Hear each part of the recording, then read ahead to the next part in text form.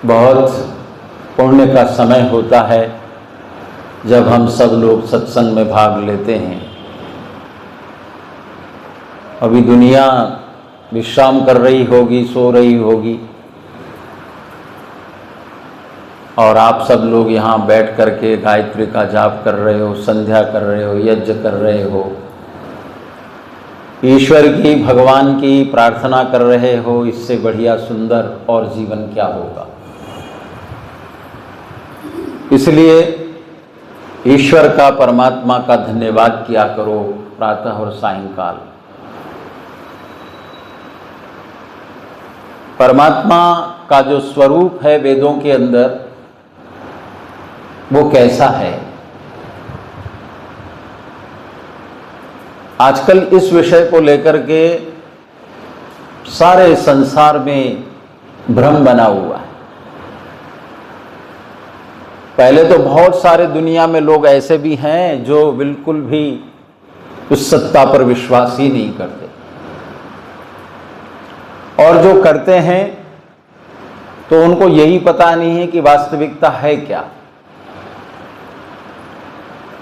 मैं इन मंत्रों पर बहुत सोचता रहता हूँ, इन पर मैंने बहुत लिखा भी है, और मुझे इससे बढ़िया मंत्र वेदों में और कहीं मिलते नहीं हैं। आप कभी खाली समय हो, मन में ऐसे विचार आते हो, तो कुछ मंत्रों का जाप किया करो।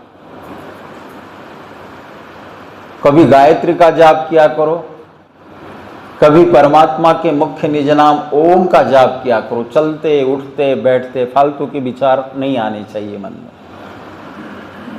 हमेशा प्रार्थना हम लोग करते हैं, तन्मे मनः शिव संकल्पमस्तु। मुझे कोई पूछ रहा था कि मन के अंदर कैसे विचार आते हैं। मैंने कहा तुम बताओ। बोला मेरे मन में नेगेटिव थॉट्स बहुत आते हैं, बहुत गलत गलत विचार ही आते रहते हैं। मैंने कहा उसको रोकने का तरीका और केवल मात्र एक ही है कि ईश्वर में मन लगाओ, भगवान में मन लगाओ। किसी भी गायत्री मंत्र जो भी आपको याद है, ओम का अर्थ याद है तो ओम बोला करो, गायत्री का जाप किया करो। कभी गुस्सा आ गया आपको, कभी क्रोध में आप किसी से बोल रहे हो, एकदम रुक जाओ। मैं भी योग दर्शन को पढ़ता हूं, रोज पढ़ता हूं।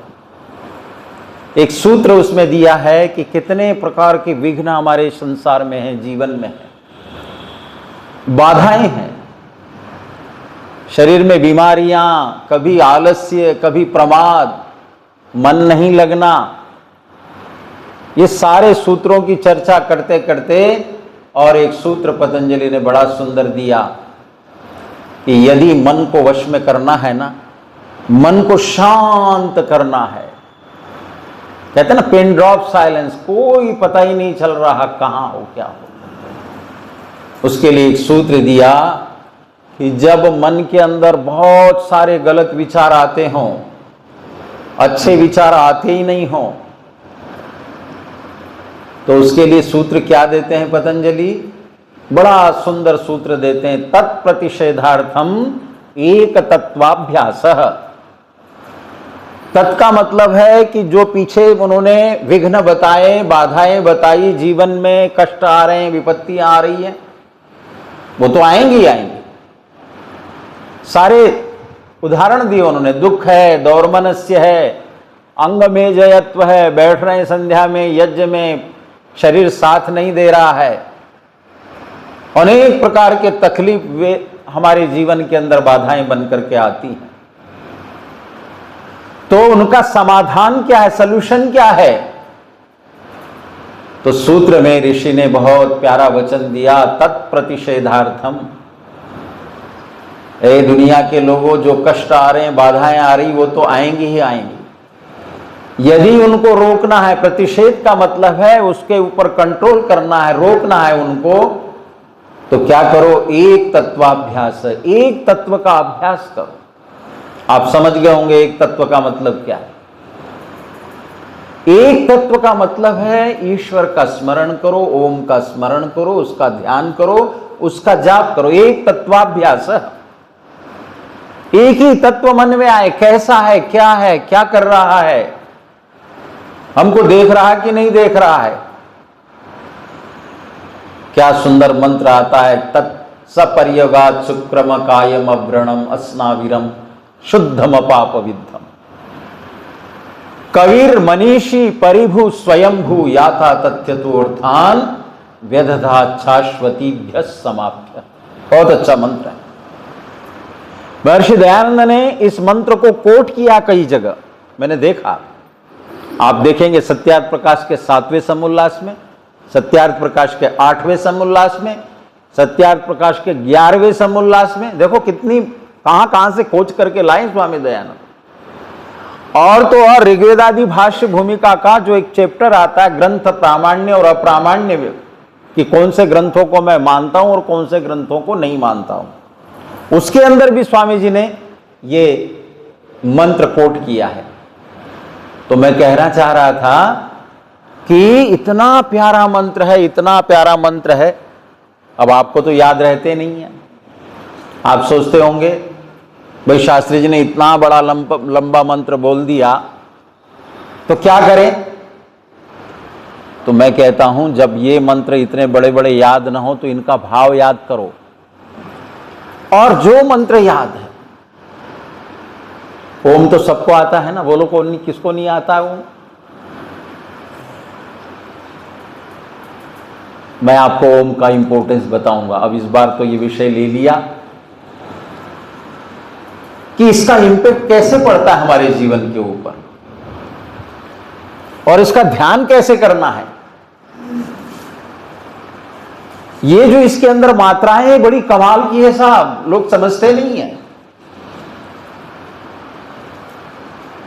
परमात्मा के गुण कर्म स्वभाव अनंत हैं, ऐसे ही परमात्मा के नाम भी यदि अनंत हैं, उन नामों में से एक नाम यदि कोई प्यारा नाम है तो ओम है। दुनिया में सब कुछ समा गया इसके अंदर। इस पर चर्चा करेंगे अगली बार। तो मैं कह रहा था आपको कि ईश्वर का स्वरूप क्या है, कैसे है वो। हमारे यहां साकार और निराकार की बड़ी चर्चा चलती है, मन नहीं लगता जी। मैं आजकल स्वामी विवेकानंद परिव्राजक के वीडियो बहुत सुनता हूं। रात को मैं सुन रहा था तो स्वामी जी ने बड़े अच्छे अच्छे प्रश्न उठाए श्रोताओं के बीच में ही, और उन्होंने बहुत सुंदर बातें बताई ईश्वर के बारे में। मंत्र का उच्चारण तो नहीं किया, लेकिन बिल्कुल सिंपल सरल भाषा में, साकार है, निराकार है, मन क्यों नहीं लगता, दिखाई क्यों नहीं देता है। हाँ, बहुत सुंदर सुंदर उन्होंने उस पर अपने विचार रखे। आओ आज हम इस थोड़े से मंत्र को देखें। मंत्र तो बहुत बड़ा है, लेकिन मैं थोड़ा सा संक्षेप में बताना चाहता हूं आपको इसके बारे में। देखो, इसका जो हेडिंग दिया महर्षि दयानंद ने, स्वामी जी ने इसका संस्कृत में इसकी कमेंट्री की है, एक्सप्लेनेशन। और जब वो संस्कृत के व्याख्या को पढ़ते हैं तो बड़ा कमाल लगता है। देखो मंत्र क्या है, उसका हेडिंग शीर्षक क्या दिया स्वामी जी ने, स ईश्वरः कीदृश इत्याह। स्वामी दयानंद के वेद भाष्य की सबसे बड़ी खासियत यह है कि उन्होंने प्रत्येक मंत्र का शीर्षक हेडिंग दिया है, उसका पदार्थ अनुवाद किया, उसका भाष्य का अनुवाद किया, उसके भाव का अनुवाद किया। ये केवल और केवल महर्षि दयानंद ने किया है, ध्यान देना आप। और आपको ये जान करके आश्चर्य होगा, स्वामी जी ने उस भाषा में वेद का अनुवाद किया जिस भाषा को दुनिया के प्रायः भारत के लोग तो समझते ही हैं, वो है आर्य भाषा, हिंदी में। इससे पहले अंग्रेजी में ट्रांसलेशन हुए वेदों के।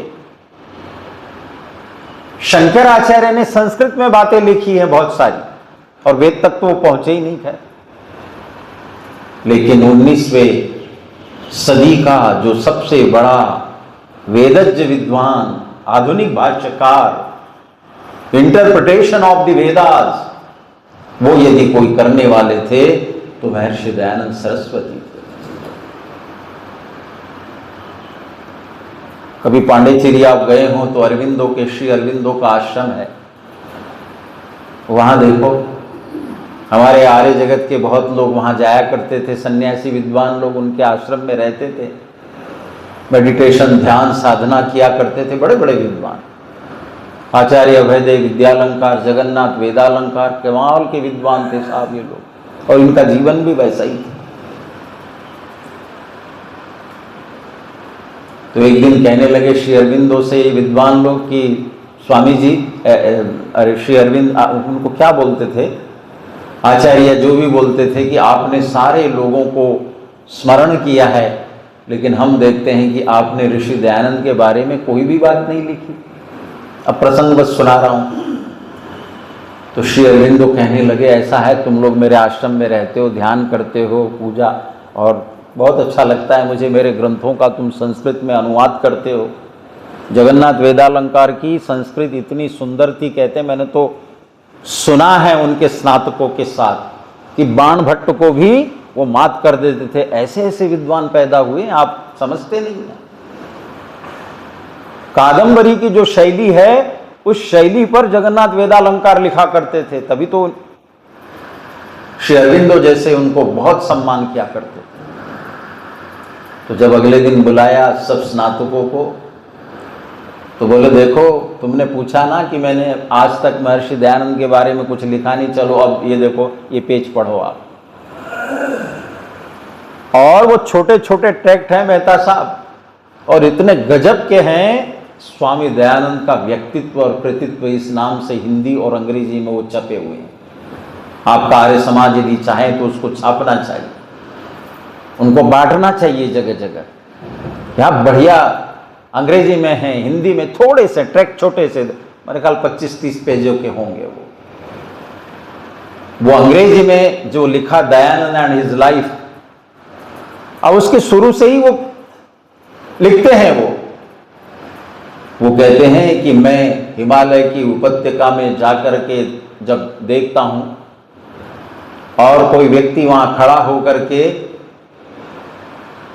ये कहे कि ये सबसे ऊंची उत्तुंग शिखर चोटी दिखाई दे रही है, ऐसे चोटी के समान मैं महर्षि दयानंद को अपने जीवन में समझता हूं।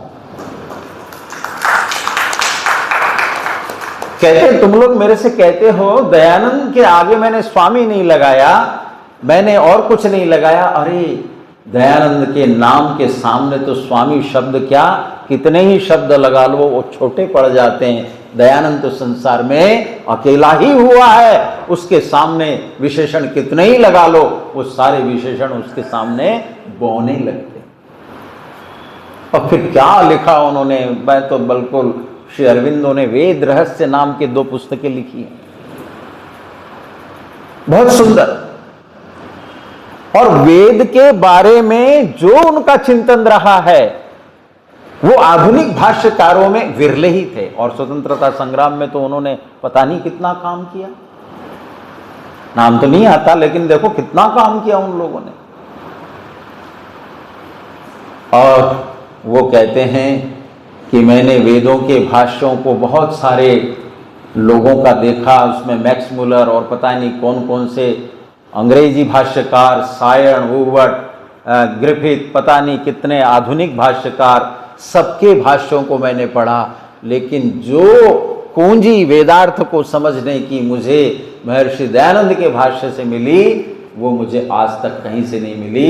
इसीलिए मैं महर्षि दयानंद को ऊंची उत्तुंग शिखर के समान समझता हूं। अंग्रेजी के शब्द बड़े कमाल के, whatever may be the complete and final interpretation of the Vedas, Dayanand will be honoured as the first discoverer of the right clues.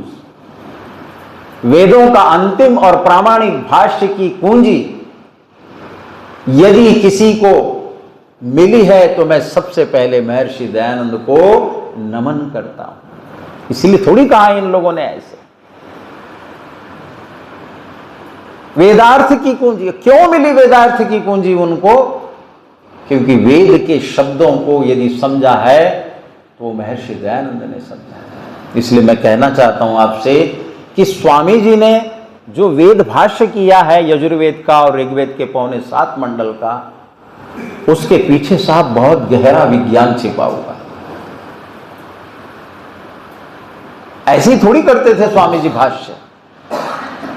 17 घंटे 18 घंटे की समाधि लगती थी स्वामी दयानंद की।